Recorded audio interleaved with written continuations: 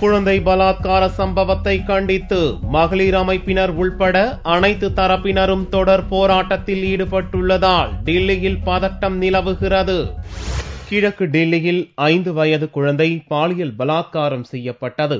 பெண்கள் மீதான வன்முறை தொடர்வதை கண்டித்து மகளிர் அமைப்பினர் உள்பட அனைத்து தரப்பினரும் போராட்டத்தில் குதித்துள்ளனர். டெல்லி போலீஸ் தலைமையகம் முன்பு மகளிர் அமைப்பினர் போராட்டம் நடத்தி வருகின்றனர். அதைத் தொடர்ந்து சோனியா வீடு, உள்துறை அமைச்சர் சுஷில்குமார் ஷிண்டே வீட்டை நோக்கி பேரணியாக செல்ல பாரதிய ஜனதா கட்சியின் மகளிர் அணியினர் முயற்சித்தனர். இதனால் பரபரப்பு ஏற்பட்டதை தொடர்ந்து ஏராளமான போலீசார் பாதுகாப்பு பணியில் ஈடுபட்டனர். பேரணி செல்ல முயன்ற பெண்களை போலீசார் தடுத்து நிறுத்தினர்.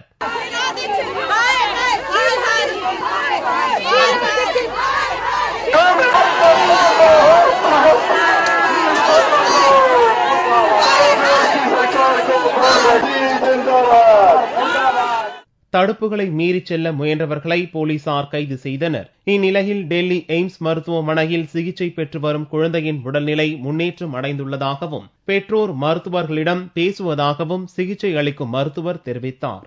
वो कॉन्शियस है, अलर्ट है तथा अपने पेरेंट्स, नर्सेस और डॉक्टर से बातचीत कर रही है. இந்நிலையில் குழந்தை பலாத்கார சம்பவத்தில் 2வது குற்றவாளியை தேடி டெல்லி போலீஸ் படை பீகார் விரைந்துள்ளதாக வெளியாகியுள்ள தகவல் வதந்தி என்றும், அதுபோன்று எந்த குழுவும் பீகார் செல்லவில்லை என்றும் போலீசார் தெரிவித்துள்ளனர். இதற்கிடையே டெல்லி முதல்வராக ஷீலா தீட்சித் இருப்பதற்கு வெட்கப்பட வேண்டும் என்றும், பெண்கள் பாதுகாப்பை மத்திய அரசு உறுதி செய்ய வேண்டும் என்றும் போராட்டத்தில் ஈடுபட்டவர்கள் தெரிவித்தனர். लड़कियों की सेफ्टी ज्यादा हो, सरकार से वो उनका आग जल्दी से खोले. को ज्यादा सिक्योरिटी है कि हम लोगों को ज्यादा सिक्योरिटी चाहिए. குழந்தை பலாத்கார சம்பவத்தை கண்டித்து மாற்றுத்திறனாளிகளும் போராட்டத்தில் ஈடுபட்டுள்ளனர்.